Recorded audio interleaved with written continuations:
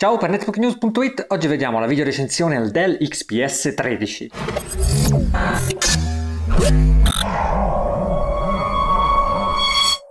Questo è il primo Ultrabook Dell ed è il portatile con schermo da 13 pollici più compatto in commercio.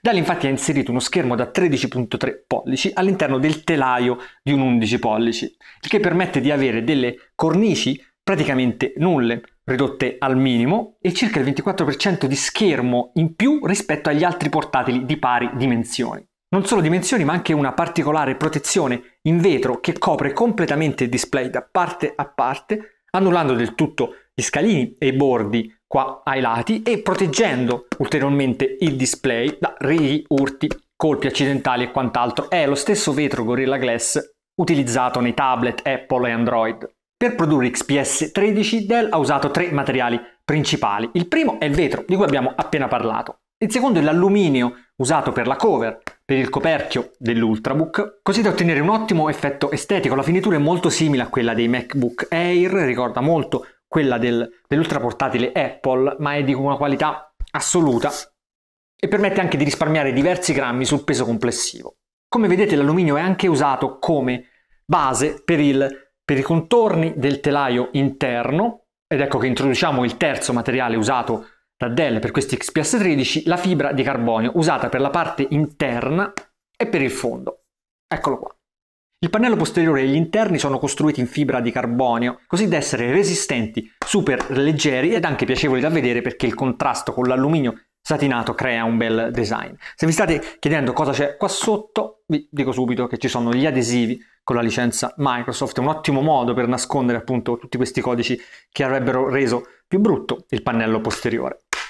Ora, questi tre materiali uniti ad un design particolarmente riuscito di tipo ultra sottile, con questi cambi cromatici tra alluminio, carbonio e plastica opaca, permettono a XPS 13 di pesare solo 1360 grammi, e ricordo che parliamo di un 13 pollici. Quindi abbiamo qualità costruttiva, design e materiali al top della categoria Ultrabook, ma anche una fantastica tastiera Disora retro illuminata, nuova rispetto ai precedenti modelli Dell, con tasti leggermente scavati all'interno che facilitano la scrittura. L'unica pecca che ho riscontrato è questo piccolo pad direzionale sul lato destro, che a mio avviso è un pochetto meno comodo rispetto al resto della tastiera, che però, unita anche al grande touchpad, qua siamo sui 10 x 7 cm circa, con i due tasti integrati ed una superficie particolarmente soffice e vellutata, riesce a creare una coppia di dispositivi di input di ottima qualità che vi permette anche di lavorare per diverso tempo o scrivere lunghi testi.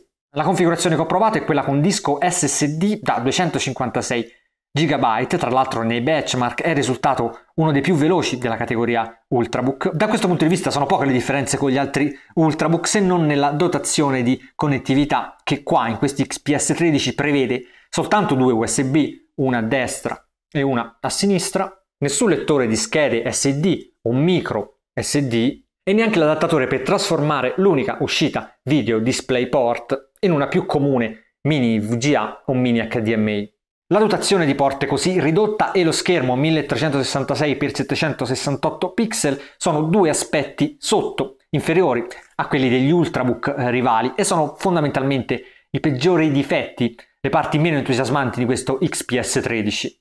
Ho avuto invece piacevoli riscontri dalla batteria, una 57Wh integrata, che mi ha permesso di navigare per poco meno di 7 ore in Wi-Fi con luminosità dello schermo al 50% e di guardare film Full HD con luminosità ancora al 50% per 4 ore esatte. Considerando le dimensioni e il peso è un ottimo risultato. Con 4 GB di RAM, questo disco SSD particolarmente veloce e il processore Core i5, Dell XPS 13 va bene per qualsiasi tipo di produttività, sia domestica che da ufficio, anche per il video editing, anche per la riproduzione di video Full HD, magari non tanto per i titoli, per i videogames di ultima generazione, visto che la scheda integrata HD 3000 non è tra le più performanti in questo senso. Si tratta comunque di un portatile molto reattivo nell'uso di tutti i giorni, se poi si considera anche che è indirizzato all'utenza business, quindi non particolarmente interessata, ecco, ai videogiochi, quindi riesce a soddisfare quel che gli viene richiesto dal suo settore di appartenenza. Una delle particolarità più interessanti è la velocità del disco SSD, appunto, che permette riprese dallo standby istantanee. In questo modo si chiude, si aspetta che va